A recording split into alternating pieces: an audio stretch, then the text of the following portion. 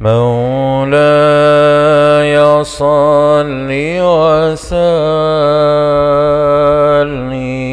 دائما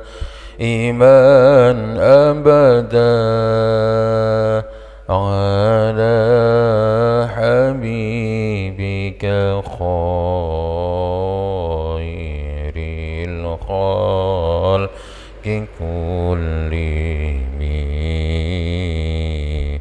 هو الحبيب الذي ترجى شفاعته لكل هول من الأهوال مقتحم. يا ربي بالمصطفى بلغ مقاصدنا واغفر لنا ما مضى يا واسع الكرم. آمين تذكر جيراني بذي سلامي مزجت دمعا جرى من مقلة بدمي. أم هبت الريح من تلقاء كاذمة وأوبض البرق في ظلماء من عظمي. فما لعينيك إن قلت ففهمتا وما لقلبك إن قلت استفيق يا يمين. مولاي صل وسلم دائما أبدا على حبيبك خير الخلق كلهم. هو الحبيب الذي ترجى شفاعته لكل هون من الأهوال مقتحم. يا ربي بالمصطفى بلغ مقاصدنا واغفر لنا ما مضى يا واسع الكرم. السلام عليكم ورحمة الله وبركاته.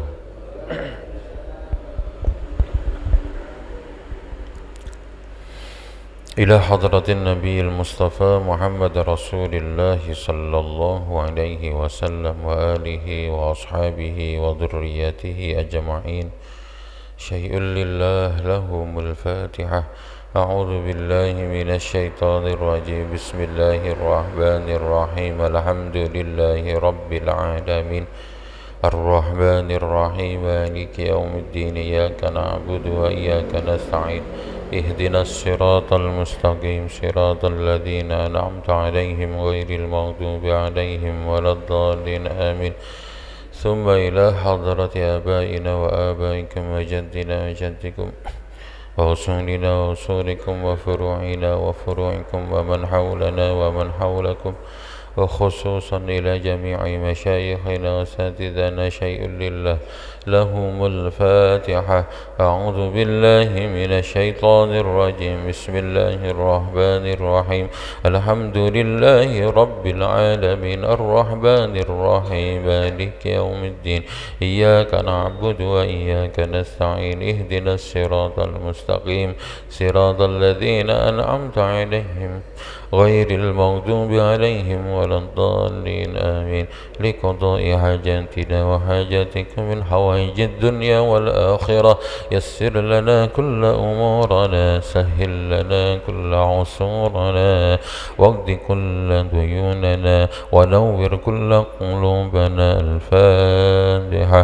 أعوذ بالله من الشيطان الرجيم. بسم الله الرحمن الرحيم. الحمد لله رب العالمين الرحمن الرحيم مالك يوم الدين. إياك نعبد وإياك نستعين. اهدنا الصراط المستقيم صراط الذين أنعمت عليهم غير المغضوب عليهم ولا الضالين آمين. رب اشرح لي صدري ويسر لي أمري واحلل عقدة من لساني يفقه قولي. ربي زدني علما نافعا وارزقني فهما. بسم الله الرحمن الرحيم. ولقد جاءكم موسى بالبينات ثم اتخذتم العجل من بعده وأنتم ظالمون. وإذ أخذنا ميثاقكم ورفعنا فوقكم الطور خذوا ما آتيناكم بقوة واسمعوا. قالوا سمعنا وعصينا وأشربوا في قلوبهم العجل بكفرهم. قل بئس ما يأمركم به إيمانكم إن كنتم مؤمنين. قل إن كانت لكم الدار الآخرة عند الله خالصة من دون الناس فتمنوا الموت إن كنتم صادقين ولن يتمنوه أبدا بما قدمت أيديهم والله عليم بالظالمين. الآية. صدق الله العظيم. Saderengipun kita mulai sedaya, monggo sareng-sareng kita niatkan lenggah kita tenggene majelis ingkang mulya, majelis ingkang penuh berkah niki, dengan bersama-sama berniat untuk taqarrub ilallah, mendekatkan diri kepada Allah. Niat juga untuk i'tikaf tenggene masjid niki. Bismillahirrahmanirrahim. Nawaitul i'tikaf sunnatan lillahi ta'ala. Ugi niat niru tindak lampai Kanjeng Nabi, niat pados ilmu. Kaping kalih sareng-sareng kita muji syukur datang Allah Subhanahu wa taala. Dengan bersama-sama tidak henti-hentinya kita mengucapkan alhamdulillahi rabbil alamin. Kaping 3 salawat serta salam Allahumma salli ala sayyidina Muhammad. Allahumma salli ala sayyidina Muhammad. Allahumma salli ala sayyidina Muhammad. Sebagai ucapan rasa terima kasih kita kepada baginda yang telah banyak mengorbankan kehidupannya agar menjadi contoh yang baik untuk kita. Rasulullah mengorbankan tidak hanya hartanya tapi jiwa dan juga keluarganya Bahkan para sahabat pun banyak yang rela berkorban untuk bersama-sama memberi contoh bagaimana ummatan wasata, umat terbaik itu pernah ada. Umat terbaik yang pernah ada itu bukan karena peradaban, cara membangunnya yang tinggi, tapi adabnya lah yang tinggi. Cara mereka berpikir adalah cara mereka berpikir yang tidak hanya memikirkan tentang kemajuan dunia semata, tapi mereka berpikir bagaimana menjadi hamba yang terbaik. Allahumma salli ala sayyidina Muhammad. Bismillahirrahmanirrahim. Kita akan lanjutkan masih di surah Al-Baqarah ayat 92. Kita akan baca 4 ayat, 92, 93, 94 dan 95. Bismillahirrahmanirrahim. Walaqad ja'akum Musa, dan sungguh Nabi Musa telah datang kepada kalian semua. Kalian semua maksudnya orang-orang Yahudi. Bil bayyinati, dengan membawa bukti-bukti dan dalil-dalil yang kuat. Summat takhaztum, kemudian kalian mengambil al-ijla, patung anak sapi, mim ba'dihi, sesudah kedatangan bayyinah tadi, kedatangan Nabi Musa, wa antum zalimun, dan kalian semua zalim. Wa idza khadna mitsaqakum, dan ketika Allah mengambil janji kepada mereka orang-orang Yahudi, wa rafa'na fawqakumut tur, dan mengangkat gunung Tursina di atas mereka sambil mengancam mereka bahwa nikmat mereka itu seiring dengan perjanjiannya. Khudzu ma atainakum biquwwatin wasma'u, ambillah, peganglah apa yang telah Allah berikan kepada kalian dengan kekuatan. Wasma'u, dan dengarkan. Qalu, mereka menjawab, sami'na, ya kami mendengar. Wa asayna, kami ingkar. Wa usyribu fi qulubihimul ijla bikufrihim, dan mereka diberi minum di dalam hatinya dengan patung anak sapi sebab kekufuran mereka. Kul, katakan wahai Muhammad, bi'sa ma ya'murukum bihi imanukum in kuntum mu'minin. Sejelek-jeleknya yang telah dia perintahkan kepadamu jika engkau termasuk orang-orang yang beriman. Wahai Muhammad, kul, katakan, in kanat lakumud darul akhiratu, jika hari akhirat menurutmu, bagimu, indallah, di sisi Allah, khalisatan, itu murni, min dunin nasi, tanpa ada pengaruh manusia, fatamannawul mauta in kuntum shadiqin, maka cobalah berharap kematian jika engkau termasuk orang-orang yang benar. Walai yatamannahu abadan, dan sekali-kali mereka tidak akan pernah berharapnya sama sekali. Bima qaddamat aydihim, sebab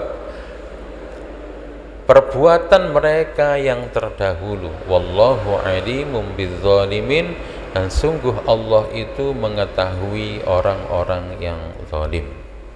Bismillahirrahmanirrahim. Sebelum kula menerangkan, elok juga kita tahu backgroundnya orang-orang Yahudi sebelum mereka diselamatkan oleh Nabi Musa. Orang-orang Yahudi Bani Israel sebelum diselamatkan oleh Nabi Musa, mereka telah hidup lama bersama dengan Fir'aun. Orang-orang Yahudi ini silau dengan kehidupan yang ada di Mesir. Bagaimana tidak silau? Orang-orang Mesir telah mendapatkan atau mencapai titik puncak peradaban pada waktu itu. Negarane maju, teknologinya maju, orang-orangnya maju, kesehatannya maju, ya, sampai damel mumi niku nek mboten maju gak iso, Pak. Nanti bisa bikin bangunan sebesar piramid, sebesar piramid Giza, sama bikin Sphinx. Sphinx niku patung singa berkepala manusia. Niku nek mboten teknologinya, peradabannya tinggi niku nggih mboten saged. Nek kalau seandainya mereka tidak punya peradaban, kemajuan teknologi yang tinggi, mereka juga nggak bisa memindahkan sungai. Kali lho Pak dipindah. Luar biasa. Zaman sakmonten niku kali dipindah. Di mana? Di daerah Luxor. Cara bahasa Arab niku Aswan. Di daerah Aswan, di daerah Luxor, dulu itu banyak kuil-kuil, tempat mereka ibadah, tempat raja niku tinggalnya di sana, para Fir'aun itu. Nah, Sungai Nil niki pernah banjir, dan kalau banjir ini meluap sampai tempat ibadah mereka, tempat kerajaan mereka. Mereka berinisiatif, iki nek diterus-terusno kuilnya nanti akan tenggelam, ini nek diterus-terusno nanti kerajaannya juga akan hanyut, tidak tersisa. Akhirnya mereka berpikir, ya opo corone cek selamat, dipindah Pak, kali ini dipindah. Itu luar biasa. Dan Sungai Nil niku bukan sungai kecil seperti yang ada di sekeliling kita. Sungai Nil niku sungai besar dan sungai terpanjang. Nek sakniki terpanjang mungkin di daratan Afrika, yang terpanjang niku Sungai Nil. Bagaimana tidaknya dia menyeberangi, melintasi banyak negara, mulai teko Ethiopia, turun ke Eritrea, turun ke Sudan, turun sampai melewati beberapa negara, akhirnya ujungnya tenggene Mesir. Artinya Mesir niki uman kari-kari. Tapi walaupun cuma satu sungai yang ada di Mesir, sungai ini benar-benar diregani, dimulyakno kali orang Mesir. Tidak ada orang yang buang sampah di sana. Bahkan tidak hanya buang sampah, tiang buang air kecil, buang air besar di sana, itu bagi mereka itu adalah aib. Aib, itu memalukan bagi mereka. Tenggene mriki saking akeh kali, gitu. Tenggene pundi-pundi kali mriki Pak, kiwa tengen ngarep mburi niku kali kabeh, sehingga terlalu banyaknya kita sampai tidak menghargai sungai. Padahal sungai niki unsur penting. Tenggene mriki siji tok diramut luar biasa. Tenggene mriki akeh gak diramut, akhirnya membinasakan malahan ngoten nggih. Kita kembali ke cerita peradaban Mesir. Jadi peradaban Mesir saking majunya luar biasa, itu membuat orang-orang Yahudi niku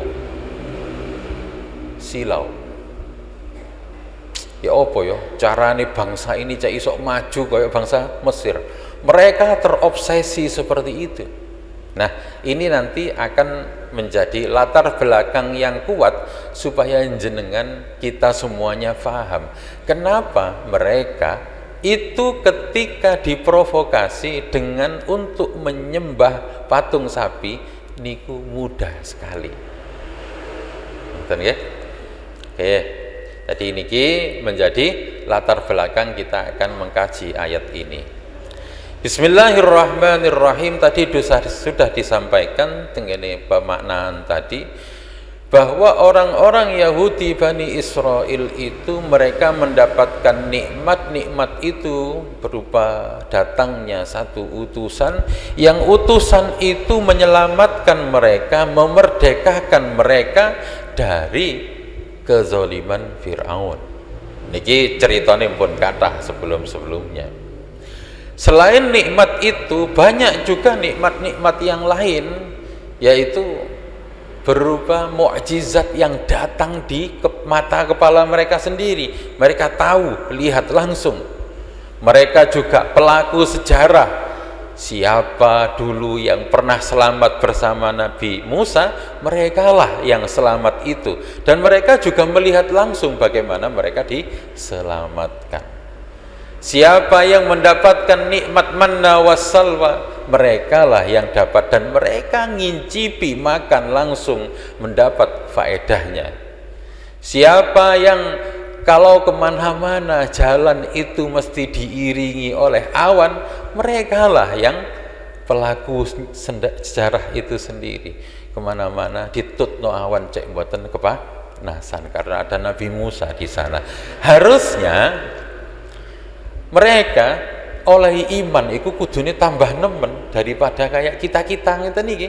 Kita niki pernah dengar mukjizat, pernah dengar mukjizatnya Nabi Muhammad, tapi kita nggak pernah lihat langsung. Tapi walaupun kita nggak pernah lihat langsung, kita iman. Inilah yang dimaksudkan. Dulu pernah ada hadis Kanjeng Nabi menyampaikan kepada para sahabatnya, kelak nanti akan ada orang-orang yang bersamaku. Nanti yang bersamaku itu bukan kalian, tapi siapa? Orang-orang yang tidak pernah bertemu denganku tapi mencintaiku dan mengimaniku. Kados kita nih. Nek para sahabat mencintai Nabi karuan, Pak. Sezaman melihat pesonanya Nabi Muhammad langsung. Bagaimana gantengnya beliau, bagaimana cara jalan beliau, bagaimana tutur kata suaranya beliau niku ngerasakno langsung. Ketok mukjizate Kanjeng Nabi nek muasyarah, nek gembul kali tiang niku ya napa? Mereka langsung merasakannya. Kita kan boten. Tapi kita saged iman, kita saged cinta, itu luar biasa.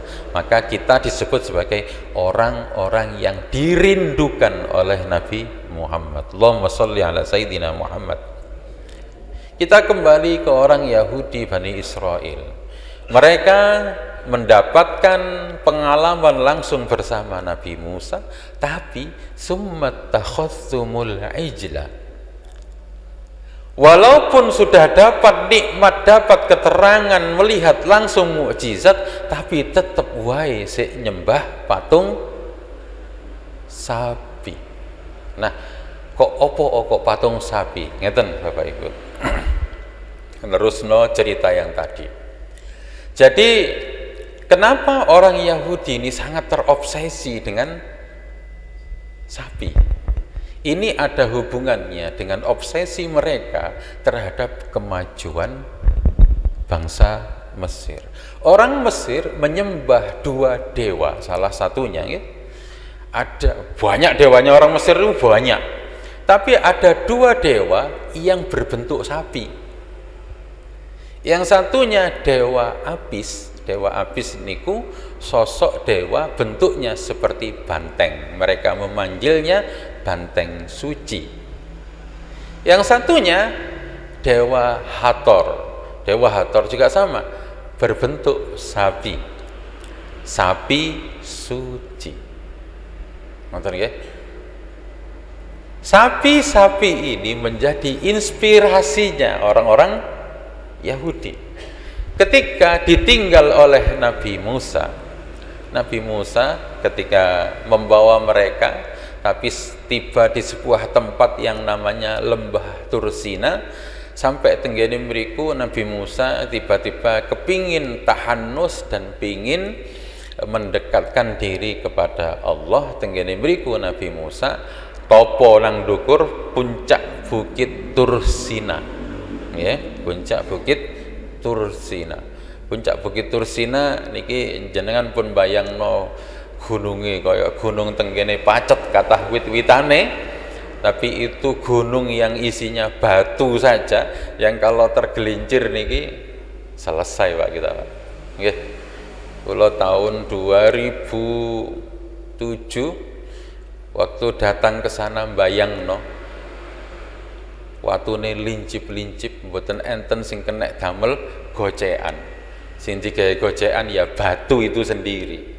Niki nek breset iki ya wis gak sida ngaji nampa kecik niki.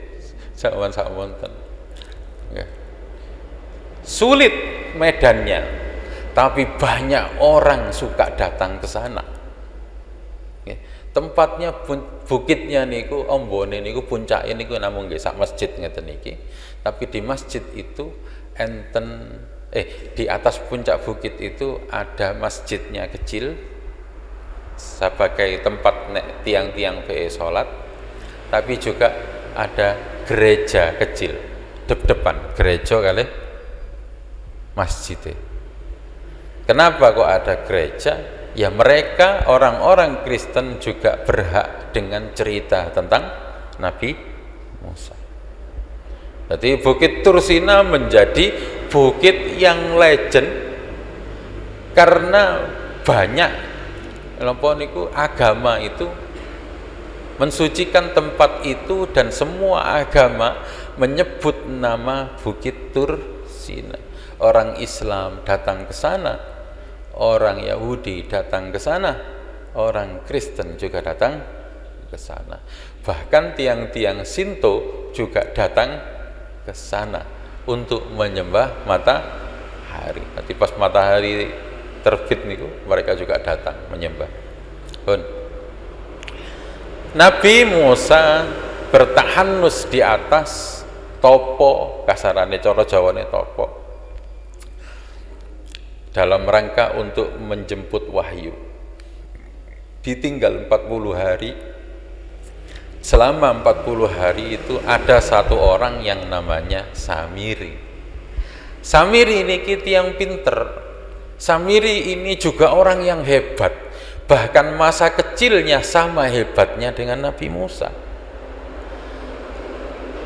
Nabi Musa, cara selamat dari pembunuhan Fir'aun itu ibunya ngintirno Nabi Musa teng lepen.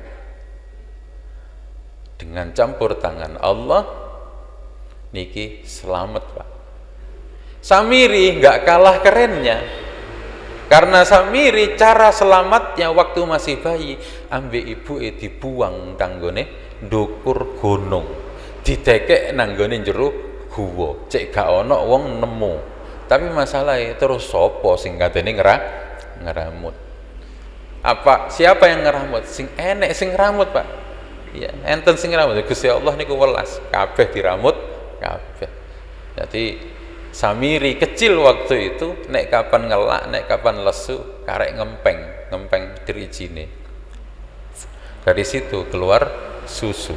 Oh, itu luar biasa, Pak.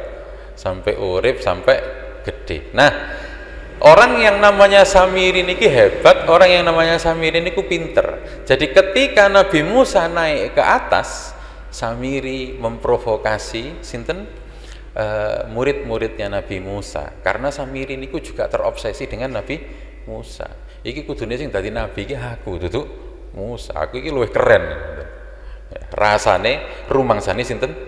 Samiri. Lah akhirnya diewangi setan. Ngoten lho, diewangi setan karena nopo? Karena rasa irinya itu, Pak, luar biasa, Pak. Iri niku wis banyak menjerumuskan banyak orang, termasuk Samiri. Nek ceritane tengene Nabi Muhammad itu ada orang namanya Walid bin Mughirah dan Abu Jahal. Ya gara-gara irinya itulah yang membuat dia tergelincir dan kufur. Kan ngoten ya.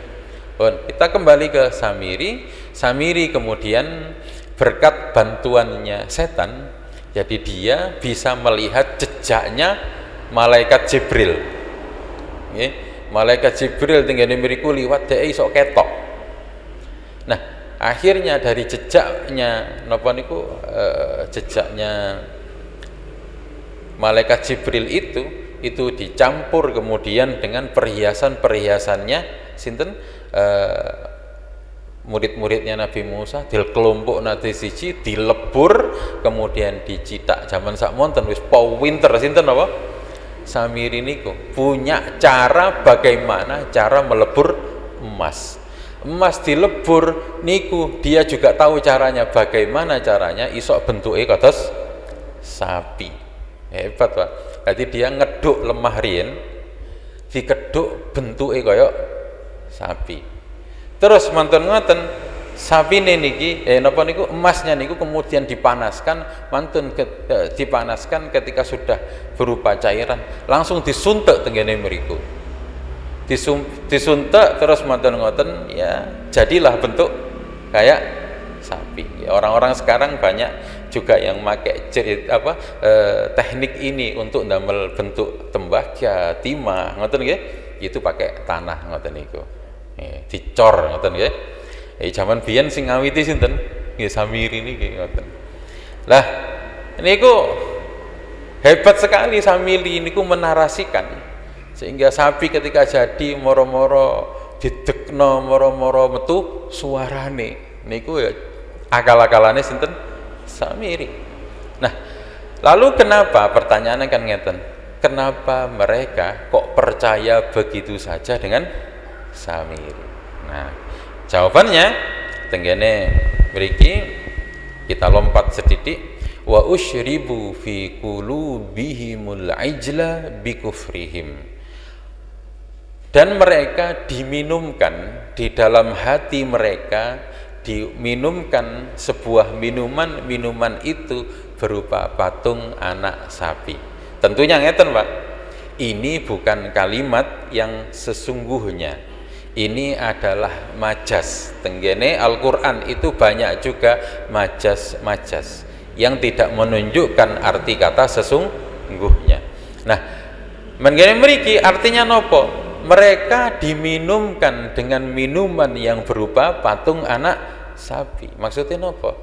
Di dalam hati mereka niku wis neresep, sudah mendarah daging, ya, seperti minuman yang masuk ke dalam tubuh, kemudian minuman itu menjadi satu dengan tubuh mereka.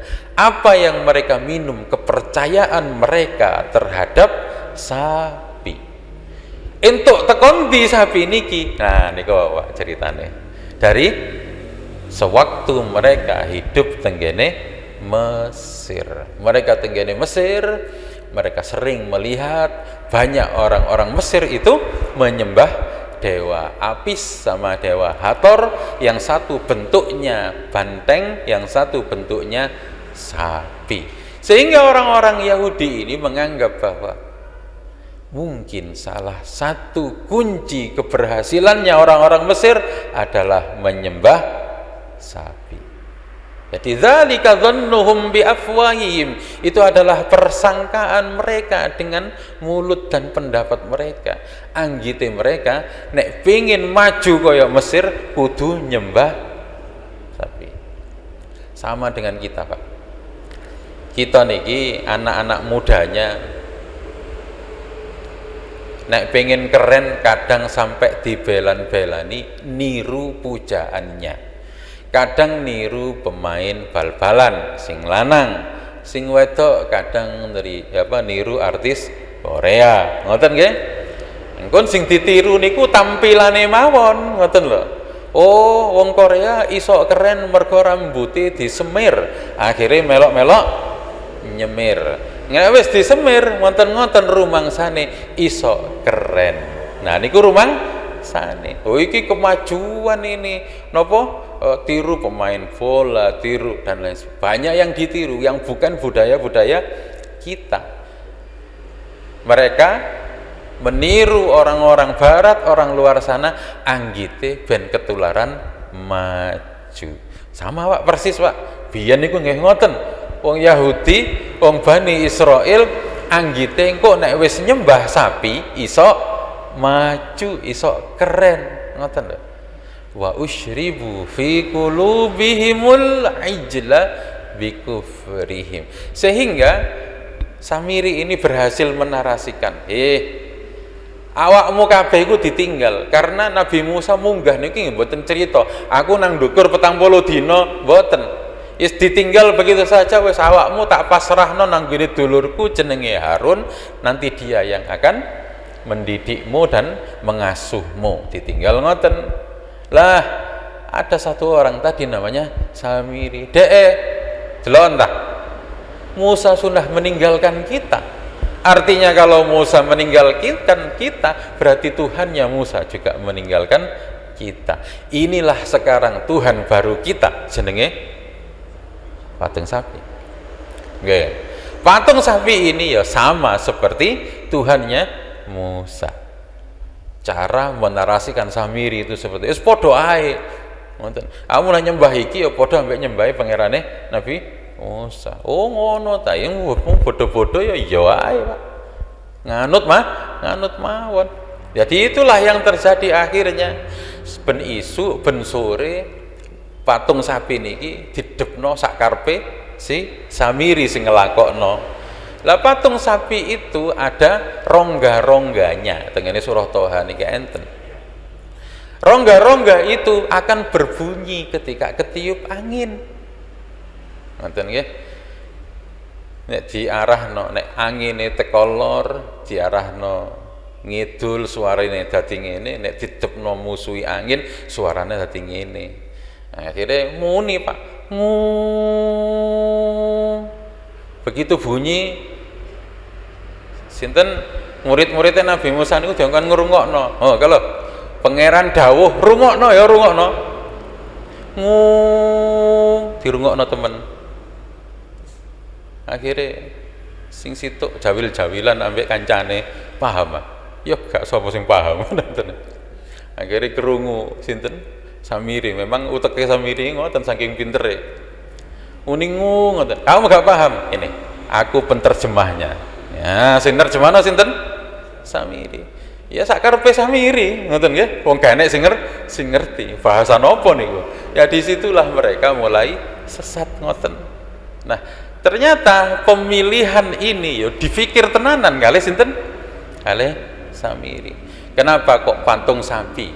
Ngoten nggih. Apa kok gak patung jerapah ta napa? Ngoten nggih. Ya patung sapi. Ya niru ambek sing tengene Mesir. Orang Mesir niku dewanya tidak hanya Samiri. Tidak hanya napa? Dewa sapi, sorry. Ada banyak dewa. Saking akeh itu sampai bingung niku, Pak. Saking akeh sampai bingung. Ini sempat juga terjadi di sekeliling Mekah. Tenggene Mekah juga sempat ada banyak berhala. Tenggene kiwa tengene Ka'bah niku ada sempat banyak berhala. Jumlahnya itu hampir 200 lebih. Yang satunya niku punya nama sendiri dan punya tugas sendiri. Misalnya nek bab kemakmuran, nek kalau ingin mencari kemakmuran mereka akan menyembah patung sapi niki, Pak. Kemakmuran. Kalau dewa perang enten dhewe, Pak. Dewa dukono apa niku wis mboten kenal kula. Nek dewa percintaan ana dhewe. Ana dewa matahari. Wah, niki Masya Allah, Pak.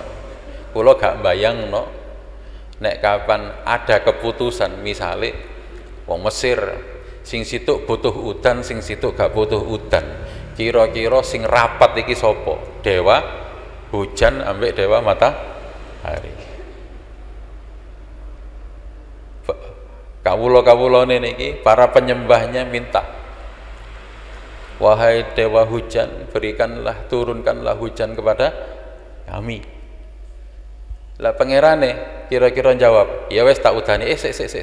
Iku daerah wilayahe Dewa Matahari. Sik aku tak koordinasi dhisik. Lah yo ribet, Pak. Ngoten nggih. Dan itulah alasan kenapa kok kita niku nyembahnya harus satu.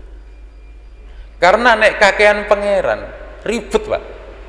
Nggih, bagaimana harus koordinasi ambek enek dewa air. Enek dewa sungai Nil niku enten dhewe. Enek dewa kemakmuran. Dewa kemakmuran nek arep ngekei kemakmuran berarti kan kudu koordinasi dengan dewa sungai Nil, dewa matahari, dewa hujan. Bendino rapat. Engko nek sesajane kurang nenggone situ iso perang antar dewa niki. Kan ribet, Pak. Itulah kenapa kita hanya boleh menyembah Tuhan yang satu dan tidak ada Tuhan lain selain Allah. Niku, Pak. Jadi mau apapun hajat kula panjenengan sedaya, Tuhannya tetap satu. Pangeran kula, pangeran jenengan, pangerannya pelanggane jenengan, pangerane juragan jenengan semuanya sama, Pak. Nek empun padha ngeten iki, lah kalau kita nanti nyembahnya mengabdikan dirinya kepada Allah, jenengan nggak perlu khawatir lagi. Napa kok ngoten perlu khawatir kan ngeten. Misalnya jenengan seorang bakul, minta kepada Allah, ya Allah berikanlah aku rezeki, datangkanlah kepadaku rezeki yang banyak, jadikan dagangan saya laris. Engkaulah yang mengatur seluruh rezeki dan mengatur seluruh hati. Jaluke nang ngene Gusti Allah. Ambek Gusti Allah ditoto. Oh wong iki mara nang ngene bakul iki rene dibakul. Niku sing nata kabeh nggih Gusti Allah. Napa kok kadang-kadang kita niku Masya Allah waduh melaku tibake golek warung padahal sing pinggir dalan iku akeh, tapi opo kok sing digoleki sing nduk tengah sawah. Ngoten niku kadang ya gak tepak pisan, gak enak pisan, larang pisan. Napa kok ngoten?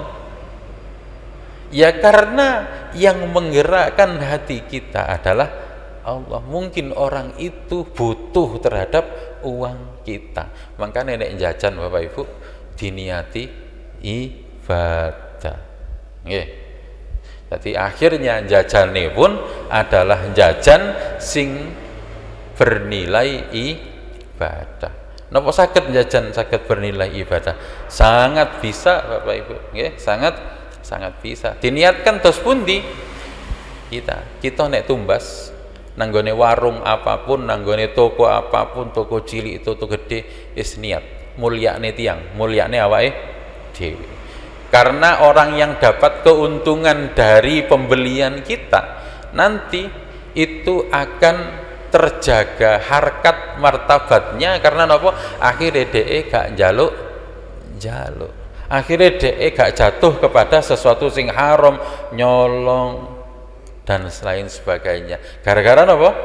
Kita tumbas ke mereka. Niki keuntungannya juga untuk anaknya sekolah, anaknya mondok, anaknya ngaji dan lain sebagainya. Pun tadi mulai saat niki nek jajan diniatkan ya diniati ibadah, mulyane tiyang mulyane awake dhewe. Oke. Kita lanjutkan. Jadi begitulah latar belakang kenapa kok mereka niku menyembah patung sapi, dan mudah bagi mereka itu mudah, padahal harusnya wes cetha welo-welo mukjizatnya Nabi Musa. Mukjizatnya Nabi Musa itu termasuk mukjizat yang paling kata Pak yang disebutkan tengene Al-Qur'an niku. Tongkatnya berubah menjadi ular, kadang ular kecil, kadang ular besar. Ngoten nggih. Terus tongkatnya bisa mengeluarkan mukjizat, dikepukno nang ngene watu iso metu banyune, dikepukno nang ngene segara terbelah. Luar biasa tongkatnya sinten? Nabi. Dan tongkatnya mboten tongkat sing ukir-ukiran sing kados dijual di pasar-pasar, karena tongkatnya Nabi Musa niki yes biasa mawon. Beliau sendiri juga tidak berniat untuk menjadikan tongkat itu sebagai tongkat sakti dan tongkat pusaka. Boten. Beliau sendiri tidak niat, ngoten. Makanya tengene surat disebut wa matil kabiyaminika ya Musa. Para musuh-musuhnya niku, para penyihir itu takon, apa yang ada di tanganmu ya wahai Musa? Qala hiya asaya, ini adalah tongkatku, atawakkau alaiha wa husyu biha. Niku ceritane ya saya gunakan untuk berjalan, saya gunakan untuk ngeramban. Nah, beliau Nabi Musa Pak, penggembala kambing. Semua nabi adalah penggembala. Nabi Musa nek angon wedhus, nek ngeramban damel tongkatnya. Kira saged bayangaken jenengan berarti. Berarti kira-kira dikepuki ngeten rontok kabeh terus dipangan wedhus. Ya. Jadi pakai tongkatnya. Nah, tongkat niki gambaran niku enten tenggene museum tenggene Turki, di museum Kapadokia, astagfirullah. Museum supe kula. Tapi di sana ada bentuknya niku hanya kados pang, enten pang ngeten. Kayu enten pange kalih. Ya sudah kayak gitu. Ngoten nggih. Jadi maksud kula ngeten, kula cerita seperti ini. Perkara sing hebat kados tongkat itu bukan karena tongkat itu sendiri, tapi Allah lah yang memberi kuasa kepada tongkat itu, memberi kekuatan kepada tongkat itu. Jadi jangan sekali-kali beriktikad bahwa tongkat itu yang hebat, tapi Allah lah yang hebat. Kita juga sama Pak, bein jenengan gadah tongkat tempundi-mundi iki mari tak pasani akhirnya duwe ngene, mpun ngoten Pak nggih. Khawatir nanti dienggokno ambek setan. Sami juga mungkin be akik ta ngoten nggih. Ngoten. Yes, jenengan anggap saja ya Nabi biyen akian, aku ya tak yo akian, niat niru Kanjeng Nabi wis cek pantes ngoten nggih. Niki sing seneng akik ngoten, sing mboten ya mboten usah nggih, mboten napa-napa. Sing penting jangan ada i'tikad bahwa benda itu hebat, bisa menyelamatkan kita, bisa menarik penglarisan. Pakai saja, enggak apa-apa. Ngoten nggih. Oke. Kita lanjutkan mundur malih tengene ayat yang sebelumnya, permulaan ayatnya, wa id akhadna mitsaqakum wa rafa'na fawqakumut tur khudhu ma atainakum biquwwatin wasma'u qalu sami'na wa 'asaina. Orang-orang Yahudi Bani Israel niki setelah mereka diselamatkan niku langsung dijanji ambek Gusti Allah. Setiap kali mereka diselamatkan langsung dijanji. Tapi setiap kali dijanji itu juga mereka ingkar. Akhirnya kesimpulannya ketika mereka diperintahkan qalu sami'na mereka diperintahkan khudhu ma atainakum biquwwati wasma'u, perjanjian ini peganglah erat-erat dan dengarkan. Mereka jawab, ya kami mendengarkan, tapi wa asaina, kami ingkar. Nggih. Niki tengene nek cara basa Jawa, nek cara tiyang Jawa niku enten tiyang nggih tapi gak persis. Nek bahasa Qur'ane niku sami'na wa asaina. Nek wong iman kudune sami'na wa ata'na, kami mendengar dan kami taat. Kena wong Yahudi sami'na wa asaina. Wong Jawa juga punya nggih gak kepanggih ngoten nggih. Dikongkon ngalor, jawabe ngalor ya nggih, tibake ngidul ngoten nggih. Ngoten niku kathah napa tengene sekeliling kita. Nek tengene Quran niku disebut berarti ya enten, Pak. Ngoten nggih. Nah, cerita ini disuguhkan supaya kita tidak berkarakter sama seperti orang-orang Yahudi. Ada satu sesepuh kita dulu, sesepuhnya orang Jawa, walaupun beliau tidak beristri dan boten mutra, namanya niku Mbah Sosro Kartono. Sosro Kartono niki mase Ibu Kartini. Sosro Kartono punya satu falsafah hidup pegangan, namanya niku satu ucapan, satu pikiran dan satu perbuatan. Intinya nopo? Kudu podo. Mulutnya mengatakan apa, pikiran nopo, hatinya, perasaan dan perbuatannya nopo, kudu klop. Makanya Mbah Sosro Kartono niku wonge mandi luar biasa. Orangnya cerdas luar biasa. Gimana enggak cerdas? 40 bahasa beliau kuasai. Niku oleh ngomong aktif dan nulis langsung. Ngomongnya lancar, tulisannya juga bagus. Niki Mbah Sosro hebat, Pak. Wong Jawa biyen niku tahu ana wong hebat seperti Mbah Sosro. Saking hebatnya beliau, Indonesia belum jadi negara, Mbah Sosro niku wis dadi pegawai PBB, Pak, tenggene Swiss. Indonesia durung ono niku, Pak. Tapi dia wis dadi pegawai PBB, saking hebatnya wong. Di Perang Dunia Pertama beliau mendapatkan pangkat mayor jenderal dari Amerika untuk mengawal informasi di peperangan. Luar biasa, Pak. Kuncinya satu, keyakinannya kepada Allah. Saking pun di Ustaz jenengan Semerap, ada satu adegan ketika beliau mendapatkan mandat, dapat pangkat niku, Amerika memberikan pilihan, Silahkan senjata apa yang akan kamu pakai untuk melindungi dirimu sendiri di medan pertempuran. Jawabannya Mbah Sosron apa? Saya tidak perlu itu semuanya, saya ada Tuhan yang akan melindungi saya. Luar biasa keimanannya. Dan setiap kali enek bahaya, beliau selalu terselamatkan. Nah, kuncinya satu, kenapa Pak? Satu ucapan, satu pikiran, satu perbuatan. Podo. Ojo sampai ke wong Yahudi. Iya tapi boten.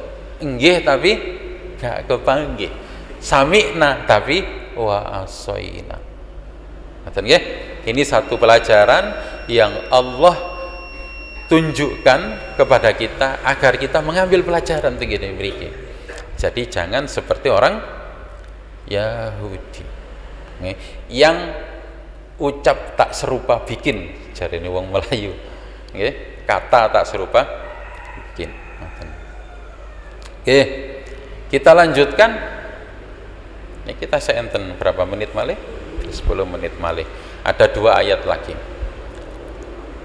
Qul in kanat lakumud darul akhiratu 'indallahi khalisatan min dunnas fatamannaul mauta in kuntum shadiqin. Mereka yang menyembah patung sapi tadi, jarene ngrumangsane wis padha wae patung sapi iki mbek pangerane Nabi Musa ya padha wae. Kami ikhlas, kami murni menyembah Tuhan ini. Tantang mereka dengan ucapan, kalau kamu memang benar-benar murni karena Allah, coba sih fatamannaul mauta, cobalah kamu angen-angenno, berharaplah kematian kalau kamu yang benar-benar orang yang benar. Nyatanya Bapak Ibu, orang-orang yang tidak karena Allah, orang-orang yang di dalam hatinya ada kecintaan kepada dunia, pasti mereka mau mati. Ya, orang yang suka nengenin napa niku dengan kehidupan dunia niku biasanya napa mau mati.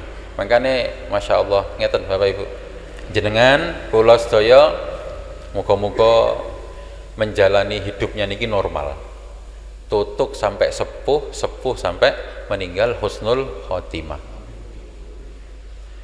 Kenapa kok ngoten? Ada rahasia Pak. Rahasia ngeten, ketika kita menua, ketika kita menua, ada banyak penderitaan Pak. Mulai sikil kemeng-kemeng, ngoten nggih, meripat rotok, beliur, ngoten. Kadang dijak ngomong gak patek krungu, kan ngoten nggih. Terus banyaklah turu ya wis gak patek ngelengger. Diluk-diluk tangi, diluk-diluk tangi. Tangi pun langsung dep ngoten nggih. Gak enak kabeh. Mangan iki asam urat, mangan iko kolesterol, mangan iki darah tinggi, mangan iko diabetes, kabeh kok gak oleh dipangan. Padahal karepe niku akeh.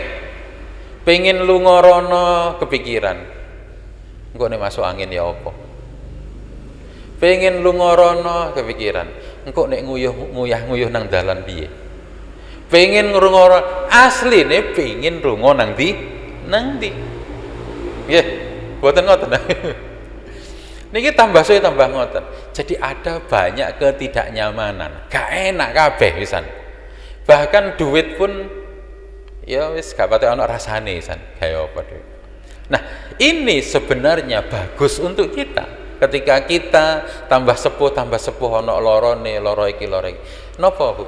Sebenarnya Allah ingin mendidik kita, awakmu ojo kerasan nanggone donya, ojo kesenengan urip nanggone donya, gak enak nang donya iku. Makanya dicabut pelan-pelan nikmatnya, ben fokus nanggone tujuan akhir. Ngoten nggih. Jadi niki jenengan kok sikile lara kemeng, alhamdulillah Pak, terima mawon Pak. Nggih. Dengan seperti itu kita akan semakin banyak ingat kepada Allah. Dalu-dalu biyen sik zaman sik enom umur 30 masalah bablas turune Pak. Kayak isak sampai subuh. Tapi menjelang tua ngeten iki, entah kenapa jam tubuh kita jam 2 malam tangi, jam 3 bengi tangi. Lah ngoten sih. Walaupun kadang sing tangi mek nguyuh tok. Ngoten. Gak ndang budal taha lenger-lenger to. Ono sing tangi nyekel HP to. Padahal sebenarnya Allah yang membangunkannya. Budal tangi yo taha juta. Waktumu wis gak akeh. Ngoten nggih. Jadi ayo kita nikmati niki semua. Termasuk segala macam napa nikmat-nikmat sing mulai dikurangi. Kersane mboten tambah kerasan nanggone dunya. Sing repot niku nek kerasan nanggone dunya seperti arek cilik niku nek pun jenengan salap tenggene playground tempat bermain, nggih. Saweneng senenge tulinan jenengan jak mulih. Napa, Pak? Pasti nangis. Ngoten nggih. Pasti nangis. Lah nek kita ya sing tepak ya tahu diri lah bahwa dunia ini bukan tempat kita. Tenggene donya niku bukan tempat kita. Gimana? Kita tenggene mriki nek dihitung Masya Allah pelan banget, Pak. Napa niku sedikit banget. Dulu kita pernah tinggal di rahim ibu 9 bulan. Anggite 9 bulan niku wis suwi, Pak. Tapi begitu dibandingno nang gone donya sing 60 tahun, 70 tahun, tenggene rahim ibu yang 9 bulan itu lama atau sebentar? Sebentar. Tenggene donya yang 60, 70, 80 tahun itu dibandingno nang gone akhirat. Yang satu hari di akhirat setara dengan 500 tahun tenggene bumi. Berarti ya sebentar banget. Nopo kok beda waktune Ustaz? Masya Allah Bapak Ibu. Kita niki ngitung tahun tenggene donya niki berdasarkan putaran bumi terhadap matahari. Karena bumi ngitarin matahari niki, jarak yang ditempuh untuk sampai jangkep niku 365 hari, maka kita menghitung tahun sebanyak 365 hari. Putaran bumi 24 jam itu juga dihitung hitungan 1 hari. Mangke matahari itu juga mengitari yang lebih besar lagi, Pak. Dan untuk menyelesaikan satu putaran nih, nek mboten salah itu satu putaran matahari mengelilingi yang lebih besar lagi, nek mboten salah niku 250 tahun atau pinten. Yang lebih besar nanti akan mengitari yang lebih besar lagi. Sehingga benarlah dawuh Kanjeng Nabi niku ngeten. Dunya niki nek dibanding dengan kursi, tenggene ayat kursi kan enten.